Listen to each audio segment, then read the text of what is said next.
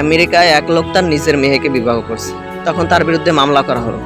তখন আদালতে বিচারক তাকে জিজ্ঞেস করলো, আপনি আপনার ঔরজ্জার সন্তানকে কিভাবে বিবাহ করলেন?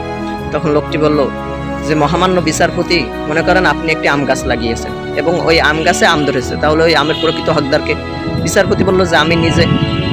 তখন লোকটি বলল যে, গাছ আমার, ফল আমার, তাহলে আমি খাচ্ছি, এখানে বিচারের কি আছে? লোকটির এরকম যুক্তি শুনে বিচারক বলল, বাপুরে, আপনি আপনার গাছের ফল খান, আমি আর আপনার বিচার করব না।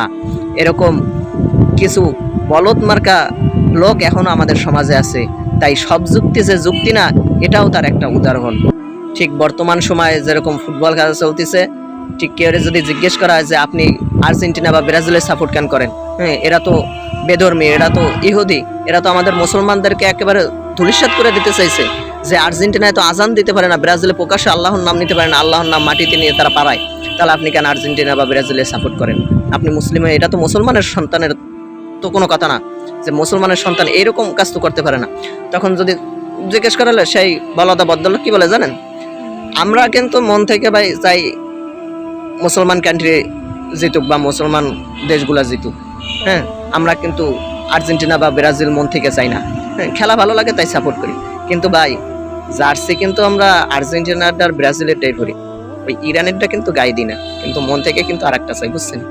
হ্যাঁ।